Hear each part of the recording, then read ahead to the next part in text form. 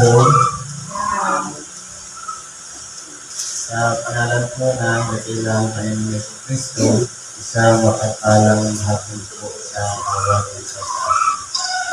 Nandito po tayo sa ikalawang bahagi na ating pong bibigyan ng buhay ang bawat karangin o sweetness na nakakasya sa bawat kampanin. Ang una po ayon sa sulat na Apostol Pablo sa mga taga-Pilipos sa Kapitulo 3, versikulo 8 hanggang 14. O nga, at lahat ng mga bagay ay inari kong kalugihan dahil sa dakilang kagalingan ng pagkakilala kay Kristo, Jesus na Panginoon ko, na alang-alang sa Kanya, iniis ko ang kalugihan ng lahat ng mga bagay at inari kong sukan lamang upang tamuhin ko si Kristo. Ngayon po, dito po sa mensahe ito po ay isang bagay na parang nagbibigay ng sariling saloobin si Apostol Pablo, na kung saan yung kanyang nadarama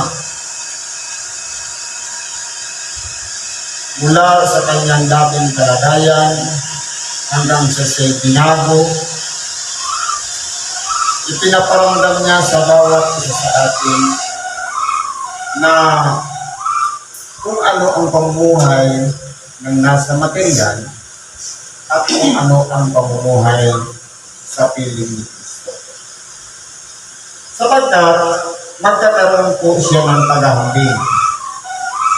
Na dati, nung hindi pa natin nakikilala si Kristo, marahil abala tayo sa mga negosyo, abala tayo sa pakikisalamuha dito sa ibabaw ng sanglibutan, sa mga pangangailangan, abalahan tungkol sa pamilya, at higit sa lahat sa sarili natin.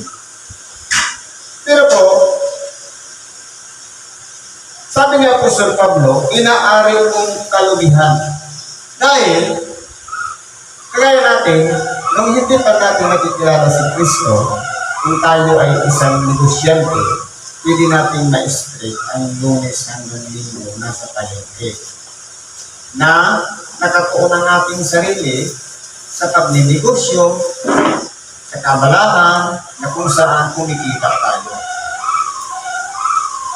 Ngayon, dahil nga nakilala na natin si Kristo at meron pala tayong tungkulin na walang iba,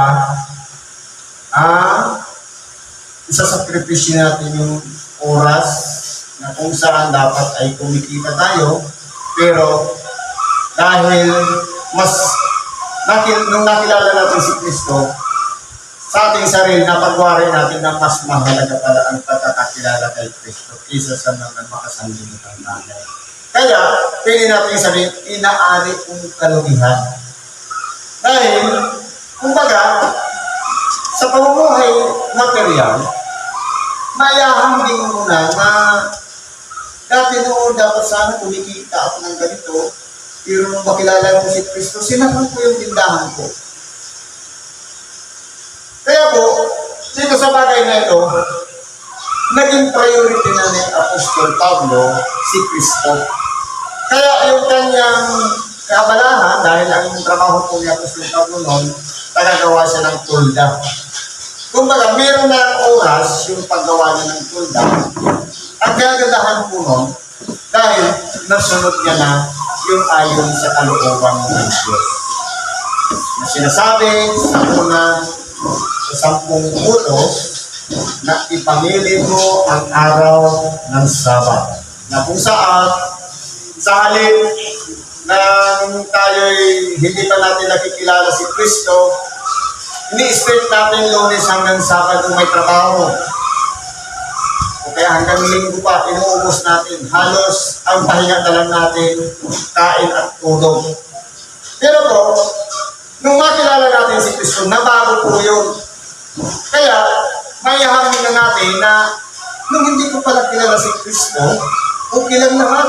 Pero kung nakilala ko na siya, nabago. Yung linggo o Sabado, anumang araw na ipinangingili natin, ito na yung nagiging, kumbaga pinagtitimbang-timbang, nagiging kalugihan sa atin. Iniisipin natin ang mga material na kalagayan. Pero po, dahil nga sa ang iniisip natin, yung kapanataga ng ating nag-iisang kaluluwa na walang iba, yung pakikinabangin ito pagdating sa pagbabalik ng ating dakilang Panginoon, na walang iba, kaya natin kayang isakripisyo yung oras, alang-alang kay Kristo, alang-alang ko sa pagsunod. Dahil sabi sa ibang bagay ng banal na kasulatan, kung ibig niyo naman sumunod sa akin, limutin ang ukol sa kanyang sarili. Ibig sabihin, ang pagsunod mo kasi sa ating dakilang Panginoong Yesu Kristo, kinakailangan nating isakripisyo yung mga bagay na makakasabay kung paano dapat sana'y pinapupurihan natin si Kristo. Mapasabado mo yan o linggo, anumang araw. Pero dahil maapektuhan yung ating kinikita o yung ating income, isasakripisyo natin yung alang-alang lang sa pagsunod sa ating dakilang Panginoon. Kasi po, magiging kaagaw yung.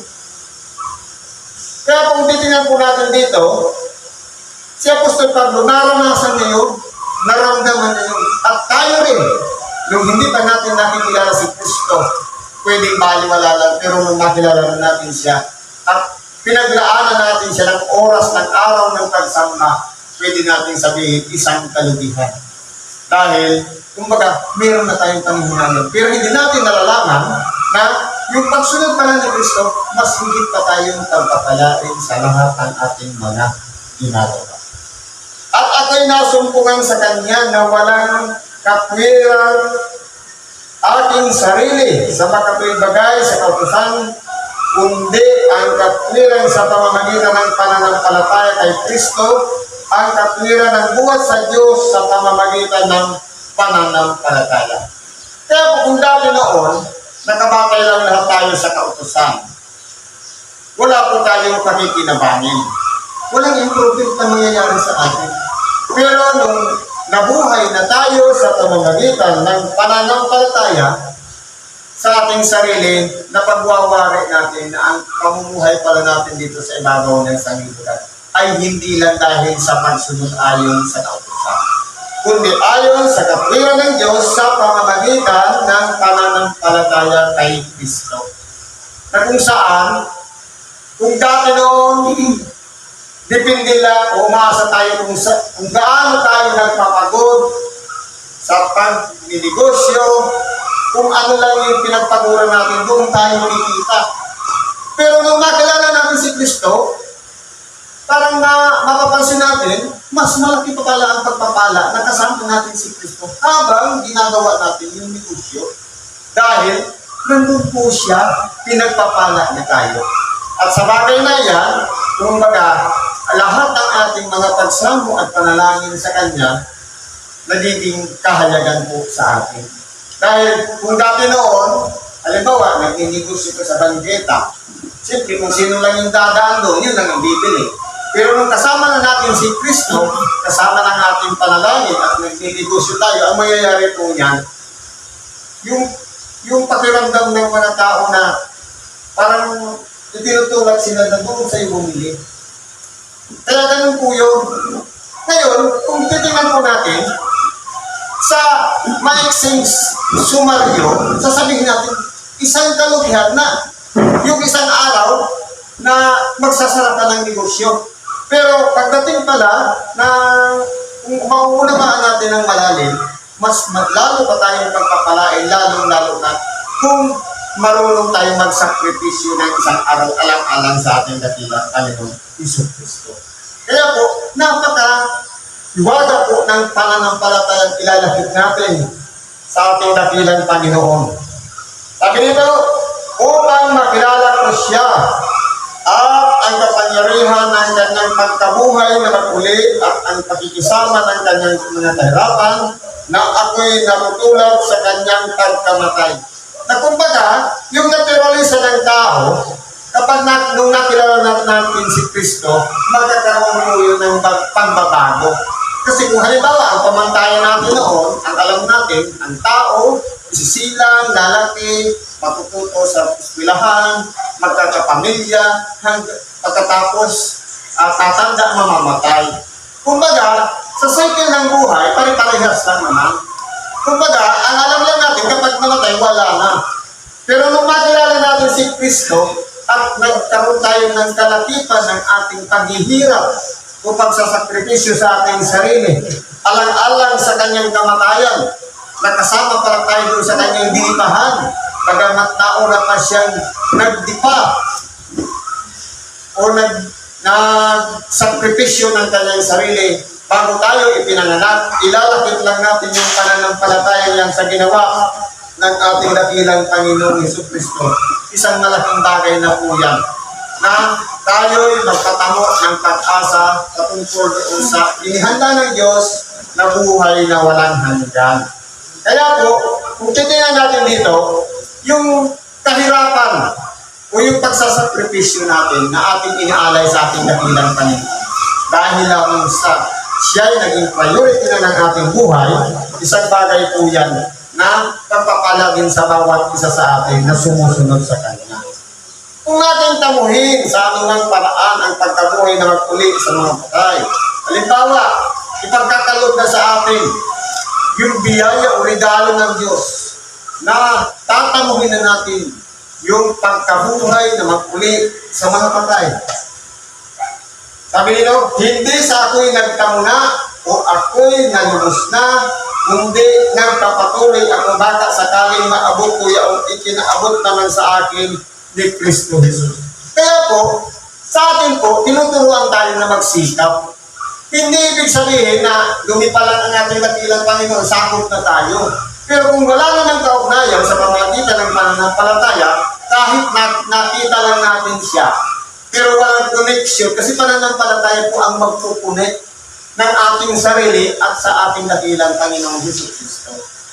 Kasi kung halimbawa, para lang siyang panoorin na nakita natin si Kristo, ipinako sa cross, pagkatapos yung wala na, magiging walang saysay ang buhay natin. Pero kung ilalapit natin na kaya pala siya, inalay niya ang kanyang buhay dahil tayo ay isang makasalanan, marapat na tayo naman ay magsisig at magbaling loob sa Diyos at magpasakop sa Kanya sapagkat tayo po mismo ang gagawa ng kwento ng ating buhay sa pamamagitan ng ating pananampalataya. Kaya po kung halimbawa, yung connection lang natin sa mata, nakita lang, pero walang pananampalataya, magiging useless. Hindi po tayo sakop doon sa dinipahan ni Kristo. Kaya po, sa atin, pagsikapan natin na dapat maabot yung pinakalayunin ng Diyos kung bakit niya sinugo ang kanyang buktong na anak. Una, para ipangaral ang Ebanghelyo. At iniwan niya po ito sa atin at isinulat ang mga alagad ng ating dakilang Panginoon. At ngayon, binabasa natin. At ito ang nagiging daan o gabay sa ating pang-araw-araw na pamumuhay.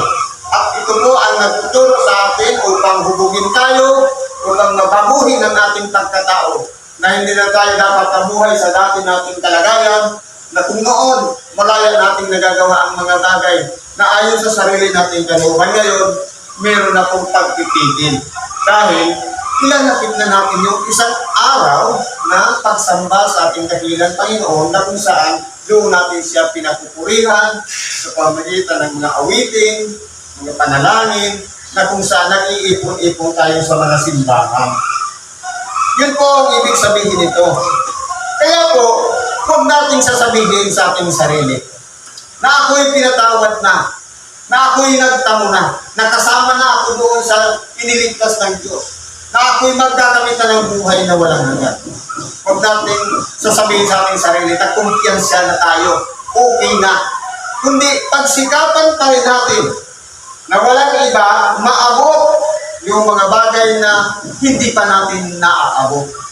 Marahil siguro, sa totoo lang po, Kung tayo po ay katulad ng isang punong kahoy, na totoo nga, itinanim yung salita ng Diyos sa ating isip, dapat po magkaroon yun ng resulta. Kasi ang mayayari po niyan, halimbawa yung butil na itinanim, puro dahon lang naman ang lumalabas. Wala siyang nakikitang bunga o resulta na mula sa ating mga ginagawa. Kumbaga, walang pakikinabangin sa atin. Na kaya pala tayo, tinawag ng Diyos dahil tayo po pala ay gagamitin. Upang sa ganoon, ang ebanghelyo niya ay dumaan sa atin at maipahayag din natin sa ating kapwa. Tayo yung magiging daan upang ang ebanghelyo makarating doon sa iba-ibang mga tao na nagkakasalamuha natin. Ang hinihingi po dito na dapat na maabot natin, walang iba yung bunga na sa pamamagitan ng itinanim na salita sa ating mga tainga na itinanggap natin, dapat magkakaroon naman ng pambabago sa ating pamumuhay. Na dapat nakikita yon sa pamamagitan ng mga mabubuting gawa. Yun dapat at abutin natin. Dahil magiging useless po yung pagtawag sa atin, pagkatapos hindi naman tayo pinakikinabangan. Kaya po, ang importante po dito sa atin, walang iba, ano baga ang naging partisipasyon natin sa buhay na ibinigay ni Kristo sa atin, na binigyan tayo ng pag-asa, na baguhin muli, na tayo patawarin. Ano kaya ang naging resulta ng ating ginagawa? Nakakatulong ba tayo sa kapwa? Nakapaglilingkod ba tayo sa kapwa? O tayo ba'y nandun pa rin sa dati nating kalagayan na parang walang nangyari? Kumbaga, walang improvement, walang pag-asinso. Kaya, hindi ibig sabihin na kilala natin si Kristo. Nanalig tayo sa kanyang ginawa. Pero walang resulta sa ating ginagawa, magiging Diyos Kristo. Kung si Kristo may ginawa para sa atin, meron din tayong gagawin para mas lalo pa nating palawakin pa, mas lalo pang i-improve ang ating sarili at higit sa lahat na tayo po ay kasangkapanin ng Diyos upang ang salita ng Diyos ay patuloy na malagana at kumalat pa dito sa ibabaw ng sanglibutan. Yun po yung pinaka-purpose. Sapagkat ang plano ng Diyos, walang iba, sabi sa 1:17, wala ni isa man sa kanila ang mapahamak. Panalangin ang ating dakilang Panginoon. Liban sa tao humanap ng kanyang kapahamakan. Kaya po, kung tayo po ay nagsisikap na sa ating sarili na hindi tayo mapapahamak, dapat kahit kaaway man yan, kaibigan natin yan, hindi natin kasundo, lahat yan ay pinahahalagaan natin dahil gusto natin kasama rin natin sila doon sa tinatawag na buhay na walang hanggan. Yun po yung gawin nating priority. Kung si Kristo, kahit ang mga nakapaligid sa Kanya na kumukutya sa Kanya, mahal niya. Kahit ang Kanyang mga alagad ang isa doon ay naging lilo sa Kanya, pinahalagahan niya. Dapat ganun din po tayo. Sapagkat tayo po mga tao, dapat kung papaano ang pagiging halimbawa na iniwan ng ating napilang Panginoon, siya na po natin dapat tularan at sumunod tayo sa yapak ng ating napilang Panginoon. Sapagkat ito po ang magbubukas ng ating kaisipan na kung dati hindi natin kayang gawin, pero nagagawa pala natin, kaya rin pala natin. Kaya po, sa bagay na ito, ang kaugnayan kay Kristo ay isang napakagandang regalo ng Diyos. Yung masumpungan natin siya. Dahil makilala natin si Kristo, may mga nabago sa ating pagkabuhay. At yung mga bagay na hindi natin naaabot na dahil lamang sa ating buhay sa sanlibutan, mas lalo pa tayong pagpapalain at higit pa natin naaabot dahil kasama natin si Kristong gumagawa dito sa ibabaw ng sanlibutan. Kaya po, ang pagtatagumpay ng tao, depende po sa sarili. Kung walang connection kay Kristo, magiging useless. Sabi nga, kung tayo'y hiwalay sa akin, wala tayong magagawa. Kahit anong pagsisikap natin, magpuyat pa tayo, mag-24 oras pa tayo magtrabaho, kung walang pagpapala ni Kristo, magiging useless po. Pero kung kasama natin si Kristo, mas madali pong padamihin. Hindi lang addition, multiplication. Anong pagkakaiba? Sabihin na lang natin, 10 plus 10, yun lang buhay sa ibabaw ng sanlibutan, magiging 20. Yun lang ang magiging income mo. Pero sa Panginoon, 10 times 10. Magiging 100 siya. Ibig sabihin yan, ang pagpapala ni Kristo ay higit pa sa inaasahan natin. Ganyan po. Kumbaga, may pagbabago sa computation. Kasi po, halimbawa na lang sabi, sa pagpapatawad, makapito, 7 ulit lang. Sa Panginoon, may times, 70 times 7. Kaya palagi pong may arithmetic pagdating po na kasama na natin si Kristo. Kaya po dito sa bagay na ito, tinuturuan tayo na palawakin ang ating pag-iisip. Kayahin natin yung halimbawa niya, kahit man si Apostol Pablo, naranasan niya po yun. Na yung pagpapala ng Diyos sa kanya, na dati siya'y tagakahit lang ng tolda, mas lalo siyang pinagpala ng Diyos. At nakapaglilingkod pa siya. Bagamat inusit ang kanyang buhay, ibinilanggo, pero hindi po siya tumigil. Naghanap na lang siya ng tagasulat niya, si Tercio, upang ang Ebanghelyo ay hindi mapigilan. Lahat ng binubuka o sinasabi niya mula sa kanyang bibig, may tagasulat siya at ipinahatid niya doon sa iba-ibang bayan. Kasama na dito ang mga taga-Pilipos. Sabi po dito, mga kapatid, hindi ko pa inaaring inabot. Dapat isang bagay ang ginagawa ko na nililimot ang mga bagay na nasa likuran at tinutungo ang mga bagay na hinaharap. Nagtutumulin ako sa hangganan sa gantimpala ng dakilang pagtawag ng Diyos na kay Kristo Jesus. Kaya po, kung tayo po ay isa ng tagasunod ni Kristo, dapat po, sabi nga, looking forward na tayo.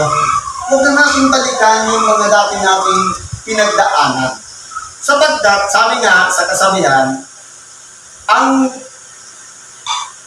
sa kasabihan ng tao, baliktad po kasi yan, ang hindi lumingon sa kanyang pinagdaanan, hindi makakarating sa kanyang parurungan. Pamantayan yun ng tao.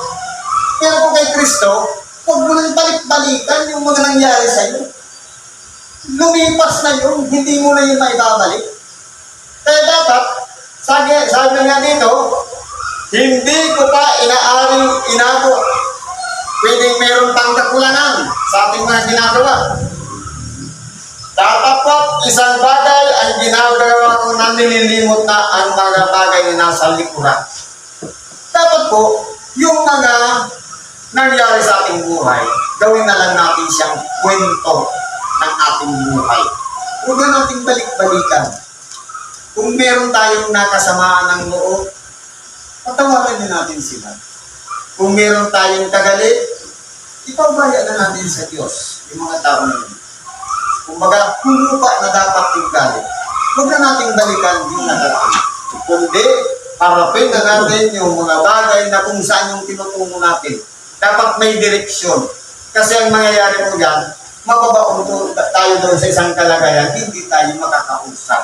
Ang mangyayari po niyan, paano natin matatamo yung inihanda ng Diyos sa atin. Kung pagdating doon sa daan, doon tayo na tumirik, kumbaga sa sasakyan, papunta ka sa isang lugar, tumirik ka, wala ka ng ginawa. Hindi, ang ginawa ko, humali ka pa. Ang mangyayari, hindi ka makakarating talaga sa parulungan. Kaya po, sabi nga dito ni Apostol Pablo, nagtutumulin. Kumbaga, doble ang bilis na dapat pagsikapan nating maabot yung mga bagay na dapat nating maabot. Sa totoo lang, marami pa tayong mga bagay na dapat nating abutin. Pero, sa tulong ng ating dakilang Panginoon, at sa takas ng ating pananalig sa Kanya, ipagkakalog po niya yan sa atin. Siguro po, hanggang dito dyan na lang ang ibagi natin ngayon.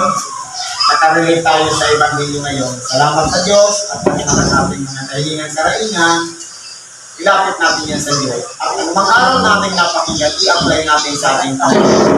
Itanim natin sa ating isip, sa ating puso, at gawin natin itong batayan.